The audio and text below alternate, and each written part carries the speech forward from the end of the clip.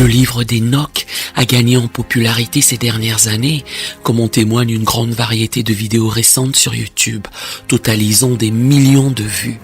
Il a également été une source d'inspiration pour certaines parties du film Noé de Darren Aronofsky en 2014. Avec une augmentation récente de la popularité du livre d'Enoch et sa prétendue citation dans le Nouveau Testament, jetant un bref coup d'œil sur ce livre mystérieux. Est-ce vraiment une source biblique authentique? Qui était Enoch dans la Bible?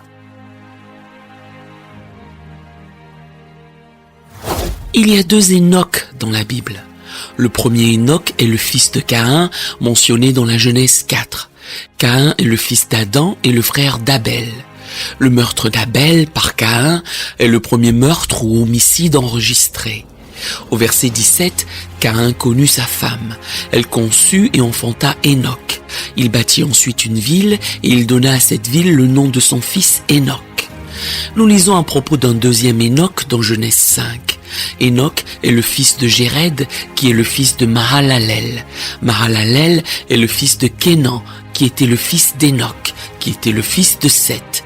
Seth était le fils d'Adam. Ainsi, Enoch était l'arrière-petit-fils d'Adam. À l'âge de 65 ans, Enoch eut un fils nommé Métuséla. Ensuite, Enoch marcha avec Dieu pendant 300 ans de plus et eut des enfants. Puis, Enoch ne fut plus. Dieu emmena Enoch au ciel. Enoch ne mourut pas, il fut enlevé.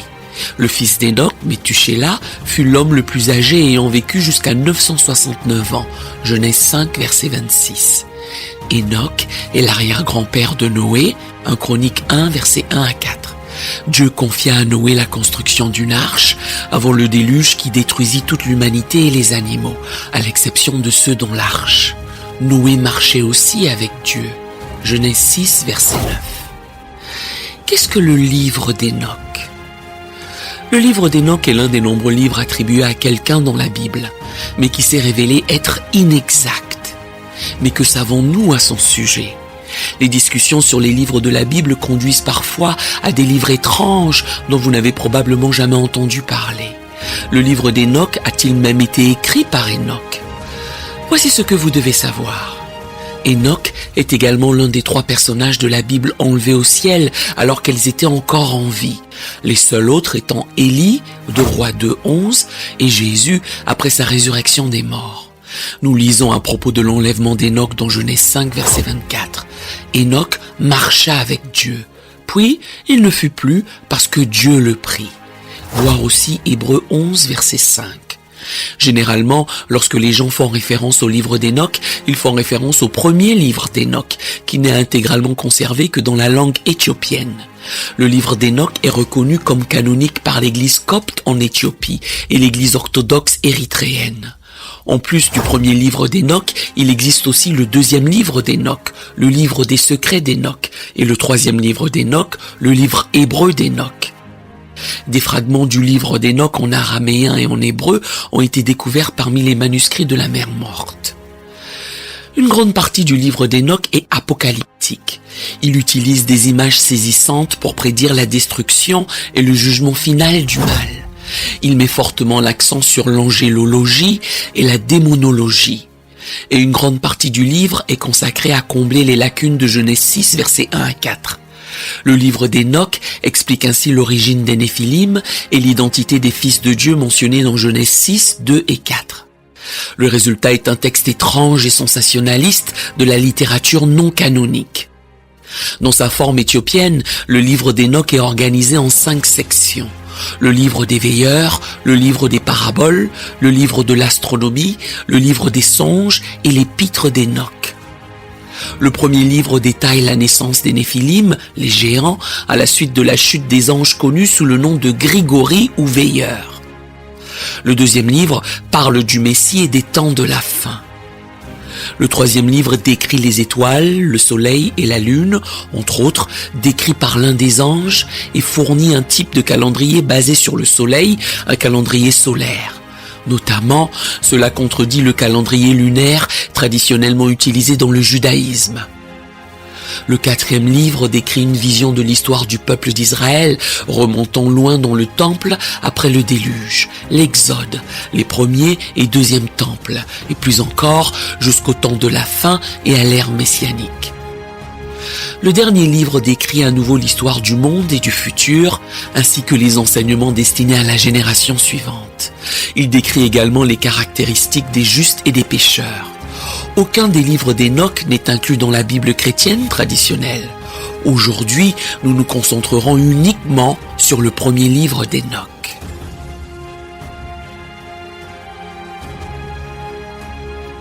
Certaines traductions du livre d'Enoch sont plus faciles à suivre que d'autres.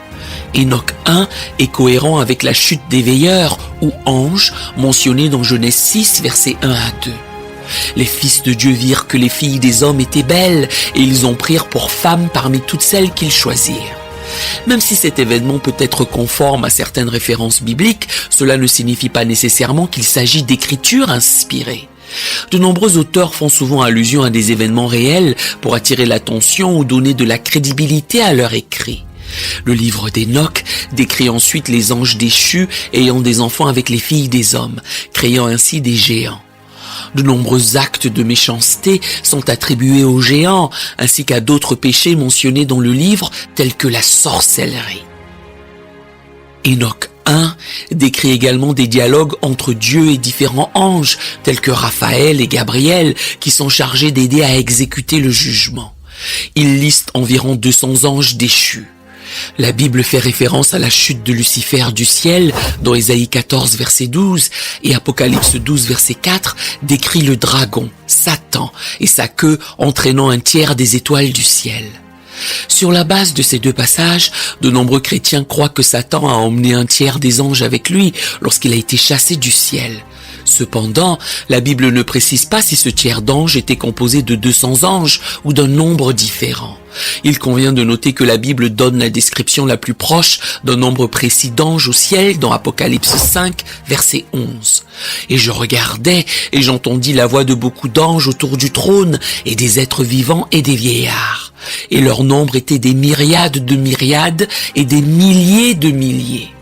Si cela est un résumé littéral de tous les anges au ciel, cela ferait une population d'anges d'au moins 100 millions, myriades de myriades, sans parler des milliers de milliers. Le livre d'Enoch décrit Dieu utilisant Enoch comme messager envers les anges déchus. Enoch leur dit qu'ils n'auront pas de paix et ne recevront aucune miséricorde à cause de ce qu'ils ont fait. Ce livre ne parle pas seulement des anges déchus, il décrit également des bons anges, des archanges comme Michael, Gabriel et Uriel, celui-ci n'étant pas dans la Bible, qui veille.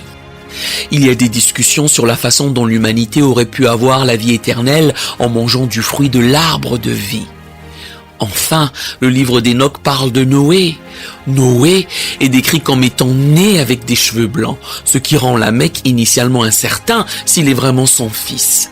Noé est décrit comme ayant une disposition joyeuse au point de bénir le Seigneur à sa naissance. Methushélah cherche les conseils d'Enoch concernant l'enfant. Enoch révèle que Noé est vraiment le fils de Lamech et que Noé et ses 3 fils seront épargnés lorsque la terre sera détruite. Encore une fois, ce passage contient des éléments qui correspondent à la Bible, mais aussi des éléments légendaires et non vérifiés. La Bible nous dit que Noé a trouvé grâce aux yeux de Dieu, Genèse 6, verset 8, et que Dieu lui a dit qu'il allait détruire la terre à cause de la méchanceté qui régnait sur la terre. Il a donné à Noé des instructions sur la construction de l'arche et sur qui Dieu épargnerait sur l'arche. Cependant, la Bible ne décrit jamais Noé comme ayant les cheveux blancs ou comme possédant les caractéristiques surhumaines qui lui sont attribuées dans le livre d'Enoch. Quand le livre d'Enoch a-t-il été écrit et qui l'a écrit? Les historiens estiment que le livre d'Enoch a été composé entre 300 et 200 avant Jésus-Christ. Cela le place entre l'Ancien et le Nouveau Testament. L'Encyclopédie Britannica note que le livre est une collection de nombreux morceaux, certains étant plus anciens que d'autres. Il y a beaucoup de spéculations sur l'auteur du livre, étant donné qu'il contient de nombreux morceaux, il a probablement été écrit par plusieurs auteurs. Quoi qu'il en soit, il n'y a aucune preuve factuelle qu'Enoch était l'auteur réel. Le fait que le livre ait été écrit seulement quelques centaines d'années avant la naissance de Jésus-Christ rend extrêmement improbable que quoi que ce soit dans le livre puisse provenir du véritable Enoch. Et il existe des preuves montrant que les anciens juifs et les premiers chrétiens en étaient bien conscients. Aujourd'hui, il est considéré comme apocryphe à la fois par les juifs et les chrétiens, bien que les juifs éthiopiens et certains chrétiens éthiopiens le considèrent comme canonique. Le livre d'Enoch désigne plusieurs ouvrages pseudépigraphes qui s'attribuent à Enoch. Un texte ancien est considéré comme pseudépigraphique s'il fait de fausses revendications quant à son auteur. Un pseudépigraphon prétend avoir un auteur généralement connu, mais ses affirmations sont infondées. De nombreux autres textes pseudépigraphiques circulaient entre 200 avant Jésus-Christ et 200 après Jésus-Christ. Doit-on considérer le livre d'Enoch comme la parole inspirée de Dieu compte tenu de tout cela? En bref, non.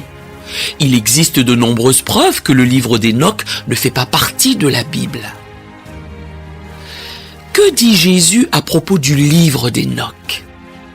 Malgré le fait que le livre d'Enoch aurait été connu de son vivant, Jésus-Christ ne mentionne ni ne fait référence au livre d'Enoch dans le Nouveau Testament. Cependant, certains de ses apôtres le font et des références existent dans le Nouveau Testament. Commençons par Jude, versets 14 et 15, car une affirmation populaire suggère que ces deux versets citent le livre d'Enoch et montrent donc que ce livre est manquant dans la Bible. Jude, le frère de Jacques, mentionne le livre d'Enoch dans sa lettre du Nouveau Testament. Jude, versets 14-15 dit: « C'est aussi pour eux qu'Enoch, le 7e depuis Adam, a prophétisé en ces termes. Voici le Seigneur est venu avec ses saintes myriades pour exercer un jugement contre tous et pour faire rendre compte à tous les impies parmi eux de tous les actes d'impiété qu'ils ont commis. » Encore une fois, le fait que le livre d'Enoch puisse contenir une ou deux choses correctes ne signifie pas nécessairement que tout est correct. Le fait que Jude cite le livre d'Enoch rend ce passage particulier précis, mais pas nécessairement tout le livre. Ce passage est très similaire à un passage du livre d'Enoch qui est au chapitre 1, verset 9. Cependant, remarquez que Jude n'a pas mentionné le livre d'Enoch, il n'a pas écrit « le livre d'Enoch dit ». Au lieu de cela, il a cité la prophétie d'Enoch, qui bien qu'elle ne soit pas enregistrée ailleurs dans la Bible, aurait très bien pu faire partie des connaissances et des traditions transmises à l'époque. Il n'y a aucune preuve que Jude citait le livre d'Enoch, qui lui-même pourrait facilement citer autre chose. Une autre raison est que le livre d'Enoch est un ouvrage pseudépigraphique, ce qui signifie, comme nous l'avons vu, qu'il utilise faussement le nom d'Enoch. Enoch a vécu plus de 3000 ans avant l'écriture du livre. Le dictionnaire de la Bible de Lexham confirme que le terme pseudépigrapha signifie littéralement « écrit faussement attribué » et se réfère à des œuvres qui prétendent faussement être écrites par un auteur spécifique. Le titre même du livre d'Enoch est un mensonge.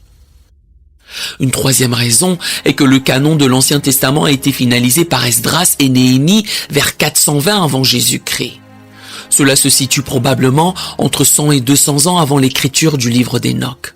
Romains 3, versets 1 à 2, dit que Dieu a confié les écritures hébraïques aux Juifs, et selon eux, le livre d'Enoch ne fait pas partie de ces écritures inspirées, qu'ils appellent le Tanakh. Enfin, il existe de nombreuses preuves que la Bible est un livre complet, sans erreur dans sa forme originale. Le livre d'Enoch contient des éléments qui peuvent attiser l'intérêt de ceux qui ont les oreilles qui démangent et qui veulent entendre quelque chose de nouveau. 2 Timothée 4, verset 3, Acte 17, verset 21. De tels éléments juteux sont particulièrement dangereux lorsqu'ils tentent de corrompre la compréhension de la véritable parole de Dieu. Sachez que la citation de Jude n'est pas la seule citation dans la Bible provenant d'une source non biblique. L'apôtre Paul cite Épiménide dans Tite 1, verset 12, mais cela ne signifie pas que nous devrions accorder une autorité supplémentaire aux écrits d'Épiménide. Il en va de même pour Jude 1, verset 14 à 15. Le fait que Jude cite le livre d'Enoch ne signifie pas que le livre d'Enoch dans son intégralité est inspiré ou même vrai. Cela signifie simplement que ce passage particulier d'Enoch est vrai. Il est intéressant de noter qu'aucun érudit ne croit que le livre d'Enoch ait été véritablement écrit par l'Enoch de la Bible. Enoch était 7 générations après Adam, avant le déluge. Genèse 5, versets 1 à 24. Apparemment, les paroles que Jude cite étaient réellement une prophétie d'Enoch, sinon la Bible ne l'attribuerait pas à lui. Enoch, le 7e depuis Adam, a prophétisé en ces termes, Jude verset 14. Cette parole d'Enoch a été transmise de génération en génération et finalement enregistrée dans le livre d'Enoch.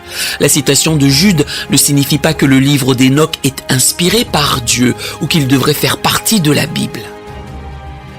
Certains s'interrogent si le livre d'Enoch a été retiré de la Bible et pourquoi il n'est pas considéré comme une écriture. La réponse courte est qu'il n'a jamais été inclus dans la Bible en premier lieu. Une réponse plus détaillée consisterait à expliquer pourquoi il n'a jamais été canonisé dans la Bible. Les spécialistes bibliques ne considèrent pas le livre d'Enoch comme une écriture. Un livre doit être considéré comme la parole inspirée et écrite de Dieu pour être qualifié d'écriture. Ces livres s'inscrivent dans le canon des Écritures qui a une longue histoire d'acceptation en tant qu'enseignement précis, vrai et autorisé. Le canon biblique présente diverses caractéristiques. Par exemple, ils doivent contenir des enseignements cohérents avec les livres acceptés de la Bible. Ils doivent également être des livres que l'Église primitive a constamment acceptés. La Bible rassemble tous les textes qui correspondent aux critères canoniques. Elle comprend les livres de l'Ancien Testament que Jésus a acceptés comme écriture, ainsi que les livres écrits par sa première génération de disciples, qui constituent le Nouveau Testament. Le troisième concile de Carthage a ratifié ces livres vers l'an 397. Il existe un ou deux groupes marginaux qui incluent des livres supplémentaires tels que le livre d'Enoch dans leur collection de l'Écriture. Tout au long de l'histoire, le reste de l'Église a été très cohérent dans les livres qu'elle considère comme l'Écriture. La Bible est la révélation de Dieu à l'humanité, composée de 66 livres qui œuvrent ensemble pour raconter une seule histoire d'un seul auteur.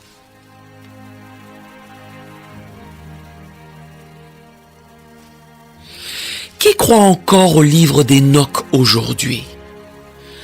Le livre d'Enoch est toujours accepté par certaines communautés religieuses en Afrique, notamment la communauté Bêta Israël de Juifs en Éthiopie. Ici, l'intégralité du texte est encore préservée dans la langue gaise, bien que la plupart des chercheurs s'accordent à dire qu'il a été initialement écrit en hébreu, en araméen ou les deux. Toutefois, aucun fragment hébreu du livre d'Enoch n'a survécu jusqu'à ce jour. Il existe des restes du livre d'Enoch dans d'autres langues, notamment en latin, en grec et en araméen. Les fragments araméens découverts dans le cadre des manuscrits de la mer Morte à Qumran sont probablement les plus célèbres. Cela est logique car ils sont parmi les plus anciens manuscrits survivants de textes bibliques et apocryphes. Ils comprenaient plusieurs autres textes non canoniques en plus du livre d'Enoch, tels que le livre de Tobit, le livre des Jubilés, le livre de Beth-Sirac et le livre des Géants. Enoch est mentionné davantage dans les textes chrétiens ainsi que dans les textes mormons. En tant que figure de la tradition abrahamique, Enoch est également mentionné dans l'islam et certains l'identifient au prophète Idris. La tradition prétend également qu'Enoch a écrit 2 autres livres d'Enoch qui sont très différents et ne sont pas considérés comme liés. Dans le 3e livre d'Enoch, cependant, il était prétendu qu'Enoch était en réalité l'ange qui prononçait la parole de Dieu Métatron et est devenu une figure de la pensée kabbalistique. Nous devrions traiter le livre d'Enoch et les autres livres similaires de la même manière que les autres écrits apocryphes. Certaines choses que l'apocryphe dit sont vraies et correctes, mais une grande partie est fausse et historiquement inexacte. Si vous lisez ces livres, il vous faudrait les considérer comme des documents historiques intéressants, mais faillibles, et non comme la parole de Dieu inspirée et faisant autorité. Nous aimerions vous donner l'opportunité de faire de Jésus le Seigneur de votre vie. Voulez-vous bien prier avec moi? Dites: Seigneur Jésus, je me repens de mes péchés. Viens dans mon cœur. Je fais de toi mon Seigneur et Sauveur. Et merci Seigneur pour le baptême du Saint-Esprit en moi. Dans le nom de Jésus. Par cette simple prière, nous croyons que le Saint-Esprit vous conduit sur le chemin de la nouvelle naissance. Allez dans une bonne église qui est basée sur la Bible, donnez à Dieu la première place. Nous espérons de tout cœur que ce message vous encouragera. Si vous connaissez quelqu'un qui puisse être encouragé, s'il vous plaît, envoyez-le lui. Édifions le corps de Christ ensemble. Nous publions régulièrement des messages, des shorts et des prières. Appuyez sur la cloche des notifications pour vous le rappeler. Merci infiniment de nous soutenir en vous abonnant à notre chaîne. Que Dieu vous bénisse merveilleusement.